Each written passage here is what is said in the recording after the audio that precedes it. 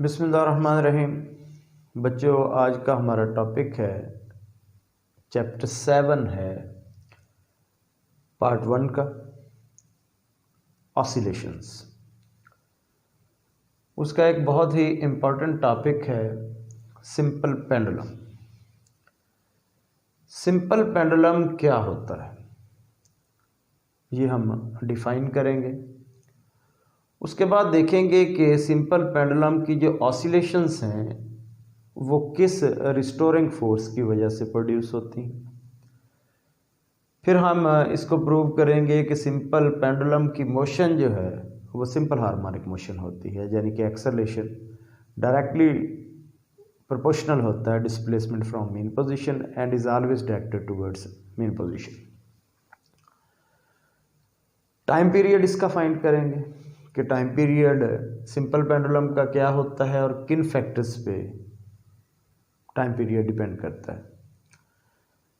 एक special form होती है सिंपल पेंडुलम की जिसको हम सेकंड पेंडुलम कहते हैं। सेकंड पेंडुलम क्या होता है, उसका टाइम पीरियड क्या होता है, उसकी फ्रीक्वेंसी क्या होती है। तो सबसे पहले what is a simple pendulum. Simple pendulum क्या होता है, अगर हम देखें तो ये एक स्पोर्ट है। स्पोर्ट के साथ एक स्ट्रिंग लटकी हुई है और स्ट्रिंग के एंड पे जो है वो एक कोई भी मेटेलिक बॉब है जो आपने लटकाई हुई है। तो बेसिकली इसमें तीन चीज़ें हैं, बॉब है, स्ट्रिंग है और स्पोर्ट है। अब हर चीज़ की दो खसूसियात हैं कि बॉब कैसी होनी चाहिए जो आपने लटकाई है, ये मैस कंसनट्रेटेड होनी चाहिए, मैस इसका एक यूनिफाइड पॉइंट किसी पे एक्ट करता हो। रिजिड होनी चाहिए, सॉफ्ट नहीं होनी चाहिए, रिजिड होनी चाहिए। स्ट्रिंग कैसी हो, स्ट्रिंग जो है वो हल्की फुल्की हो, बिल्कुल लाइट स्ट्रिंग हो और इनएक्सटेंसिबल हो, गैर लचकदार हो। स्पोर्ट कैसी होनी चाहिए, जिसके साथ इसको लटकाया गया है वो स्पोर्ट जो है वो रिजिड होनी चाहिए और फ्रिक्शनलेस होनी चाहिए। तो ये 6 प्रॉपर्टीज़ हैं, इनको हम इकट्ठा करते हैं तो एक डेफिनेशन बनती है सिंपल पेंडुलम की। इसको डिफाइन हम करते हैं कि simple pendulum is an assembly. ये एक ऐसी असेंबली है in which a mass concentrated and rigid bob is attached with light and inextensible string and is hung with the rigid and frictionless support। इस assembly को हम क्या बोलते हैं, सिंपल पेंडुलम बोलते हैं। अगर हम इसको लिखें तो लिखेंगे कि it is an assembly of a mass concentrated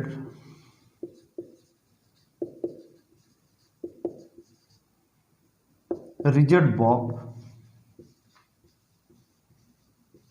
attached with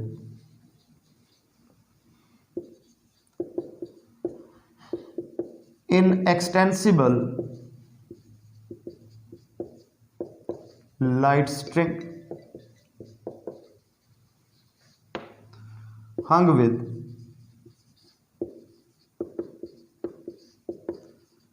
frictionless and rigid support। तो जनाब ये है मुकम्मल डेफिनेशन एक सिंपल पेंडुलम की। अब हम देखेंगे कि सिंपल पेंडुलम जो है अगर ऑसिलेट करता है, ऑसिलेशंस शो करता है, इसको इसकी मीन पोजीशन से हम इस तरफ ले जाते हैं, एक्सट्रीम पोजीशन पे वहाँ छोड़ देते हैं, तो ये मीन पोजीशन के इर्द गिर्द मूव करना शुरू कर देता है, ऑसिलेशंस परफॉर्म करना शुरू कर देता है। अभी हम ये भी जानते हैं कि हर ऑसिलेशन के पीछे जो है वो एक रिस्टोरिंग फोर्स होती है। तो इसमें देखेंगे कि इन ऑसिलेशंस के पीछे जो रिस्टोरिंग फोर्स है, किस रिस्टोरिंग फोर्स की वजह से ये ऑसिलेट कर रहा है और इसकी मोशन क्या वाकई सिंपल हार्मोनिक मोशन होती है।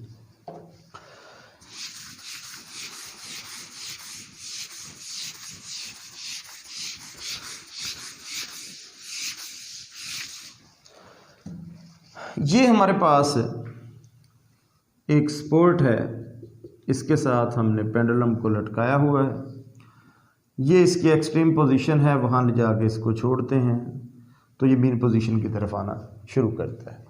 लेंथ जो स्ट्रिंग की है वो एल है और ये एंगल जो है मीन और एक्सट्रीम पोजीशन के दरमियान ये थीटा है। ये इसका वेट है जो वर्टिकली डाउनवर्ड एक्ट करता है एम जी।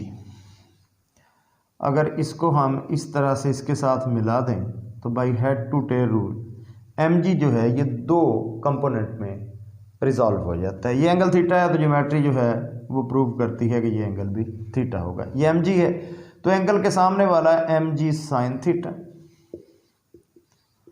और ये एंगल के इस तरफ वाला एम जी कॉस थीटा। ये एम जो है ये स्मॉल है।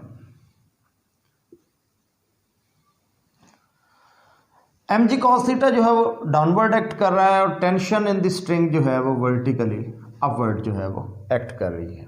तो यहाँ से इस डायग्राम से बआसानी देखा जा सकता है कि M G cos theta downward है और टेंशन जो है वो अपवर्ड है।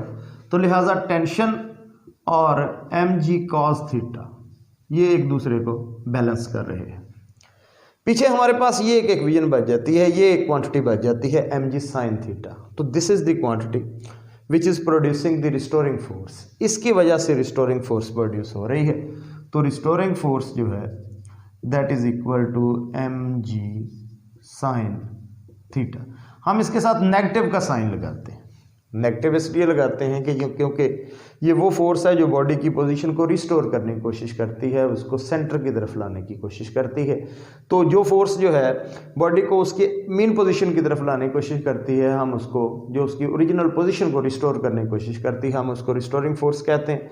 और रिस्टोरिंग फोर्स में जो है वो आप हम नेगेटिव साइन जो है वो इंट्रोड्यूस करते हैं।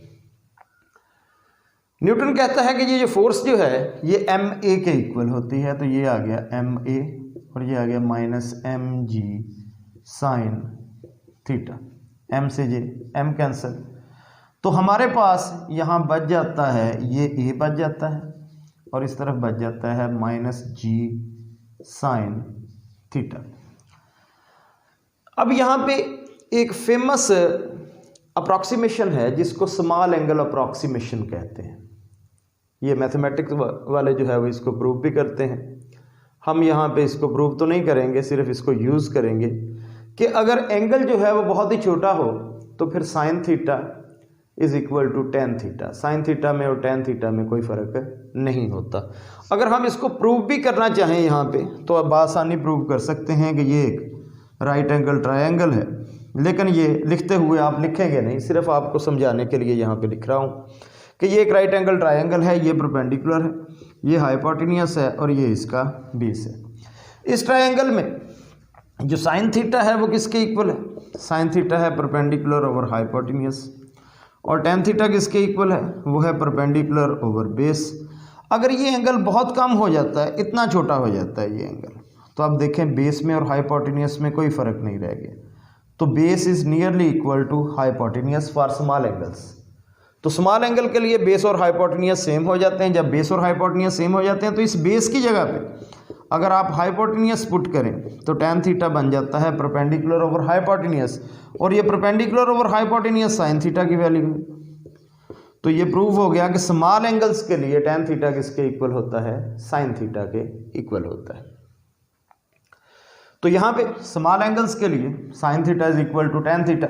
लेकिन एक फेमस होती है बीएससी में जाके हम पढ़ते हैं टेलर सीरीज। टेलर सीरीज से बआसानी प्रूव करते हैं हम ये भी कि साइन थीटा अगर tan थीटा के इक्वल है और एंगल बहुत ही छोटा है तो दोनों की वैल्यू जो है वो किसके इक्वल हो जाती है? थीटा के इक्वल हो जाती है। तो यहाँ पे स्मॉल एंगल अप्रॉक्सीमेशन यूज़ करेंगे तो ये आ गया जी और साइन थीटा की जगह पे हम क्या पुट करते हैं? थीटा जो है वो पुट करते हैं by using the small angle approximation. अब अगर मीन पोजीशन से जो डिस्प्लेसमेंट है वो कितना है? x है और लेंथ जो है स्ट्रिंग की l है और ये एंगल जो है वो थीटा है। तो एक रिलेशन हमने पढ़ा हुआ है चैप्टर 5 में, वो रिलेशन है कि s is equal to R theta. यहाँ पे s जो है आर्क लेंथ जो x के इक्वल है, आर रेडियस यहाँ पे लेंथ के इक्वल है। तो थीटा यहाँ पे किसके इक्वल आ गया? x ओवर l के। ये थीटा की वैल्यू यहाँ पे अगर आप पुट करते हैं तो is equal to minus g x over l। तो इसको लिखा जा सकता है कि a is equal to minus g over l x. G over l यहाँ पे कांस्टेंट है, जी ओवर एल जो है ये कांस्टेंट है, इसको हम ओमेगा स्क्वायर से रिप्रेजेंट करते हैं। तो a is equal to minus omega square x. Omega को ख़त्म करें, कांस्टेंट है तो प्रोपोर्शनैलिटी साइन आ जाएगा। तो a is directly proportional to minus x, which is a basic condition of an object executing simple harmonic motion. ये simple harmonic motion की बुनियादी शर्त है जिस बॉडी की भी आ जाती है। तो इसकी सिंपल पेंडुलम की हमने प्रूव कर दिया कि एक्सेलेरेशन कांस्टेंट नहीं है बल्कि डिस्प्लेसमेंट डिपेंड कर रहा है और इसकी डायरेक्शन हमेशा मीन पोजीशन की तरफ होती है। तो सिंपल हार्मोनिक मोशन जो है, सिंपल पेंडुलम जो है वो सिंपल हार्मोनिक मोशन परफॉर्म करता है। अब हम इसका टाइम पीरियड निकालेंगे। टाइम पीरियड निकालने के लिए हम यहाँ पे ये वाली अजम्पशन हमारी दोबारा लेके आते हैं कि ओमेगा स्क्वायर को हमने किसके इक्वल रखा था, हमने रखा था जी ओवर एल के इक्वल रखा था। इसको ज़रा गौर करना है, यहाँ से हम टाइम पीरियड का रिलेशन जो है वो फाइंड करेंगे। हमने ओमेगा स्क्वायर को किसके इक्वल रखा था, हमने रखा था इसको जी ओवर एल के। तो ओमेगा अकेला किसके इक्वल आ गया, जी ओवर एल अंडर रूट। अब ये एक रिलेशन हमने पढ़ा था कि थीटा किसके इक्वल होता है, ओमेगा टी के। अगर एक पूरा चक्कर लग जाए, एक वाइब्रेशन पूरी हो जाए, तो एंगल कितना होता है, 2 पाई। ओमेगा हमारे पास है जी ओवर एल अंडर रूट, और एक वाइब्रेशन का जो टाइम होता है उसको टाइम पीरियड कहते हैं। तो टाइम पीरियड यहाँ से आ जाएगा 2 पाई जी ओवर एल अंडर रूट। ये ऊपर जाएगा तो जा जाएगा 2 पाई एल ओवर जी अंडर रूट। तो ये टाइम पीरियड आ जाता है सिंपल पेंडुलम का, कि सिंपल पेंडुलम का टाइम पीरियड होता है 2 पाई एल ओवर जी अंडर रूट। जो इस बात को इंडिकेट करता है कि टाइम पीरियड लेंथ पे डिपेंड करता है directly, time period inversely depend करता है ग्रेविटी पे। तो ग्रेविटी चूँकि प्लेस टू प्लेस चेंज होती है, हाइट के साथ कम होती है, डेप्थ के साथ ज़्यादा होती है, तो टाइम पीरियड पेंडुलम का सेम नहीं रहेगा हर जगह पे। मसलन एक पेंडुलम है यहाँ पे फैसलाबाद में, उसका टाइम पीरियड नोट हम करते हैं, time of one vibration note करते हैं एक पर्टिकुलर एम्पलीट्यूड के लिए। उसी को हम उठा के मरी ले जाते हैं, मरी जाके जो है उतने ही एम्पलीट्यूड के लिए उसका टाइम जो है वो नोट करें। तो मरी में जी की वैल्यू कम होगी, जब जी की वैल्यू कम होगी तो टाइम ज़्यादा हो जाएगा। टाइम ज़्यादा होने का मतलब ये है कि पेंडुलम स्लो हो जाएगा। पहले जो वो चक्कर जो है वो 1.1 सेकंड में लगा रहा था, फिर 1.2 सेकंड में लगाना शुरू कर देगा, 1.3 सेकंड में लगाना शुरू कर देगा, स्लो डाउन हो जाएगा, टाइम पीरियड उसका बढ़ जाएगा। इसी तरह अगर इसी पेंडुलम का हम उठा के यहाँ फैसलाबाद से कराची ले जाते हैं, साहिल समंदर पे ले जाते हैं, सी लेवल पे ले जाते हैं जहाँ पे जी की वैल्यू जो है वो मैक्सिमम होती, जब जी की वैल्यू बढ़ेगी तो टाइम पीरियड कम हो जाएगा। टाइम पीरियड कम होने का क्या मतलब है, तेज़ हो जाएगा। पहले वो जो है वो 1 सेकंड में पूरा कर रहा था अपना चक्कर, तो फिर वो 0.8 सेकंड में या 0.7 सेकंड में जो है वो एक चक्कर पूरा करना शुरू कर देगा। तो टाइम पीरियड लेंथ के साथ वेरी होता है, टाइम पीरियड इन्वर्सली वेरी होता है ग्रेविटी के साथ। टाइम पीरियड पेंडुलम का किस पे डिपेंड नहीं करता। तो इस रिलेशन में देखें आप, मैस कहीं भी मौजूद नहीं है। जब मैस मौजूद नहीं है तो इसका मतलब है कि टाइम पीरियड मैस पे डिपेंड नहीं करता। मैस जो है वो बॉब की कम हो, ज़्यादा हो, बहुत ज़्यादा हो, एक पर्टिकुलर लेंथ के लिए, पर्टिकुलर स्पेस ऑफ ग्रेविटी के लिए और पर्टिकुलर एम्पलीट्यूड के लिए टाइम पीरियड पे कोई फ़र्क मैस चेंज करने से नहीं पड़ेगा।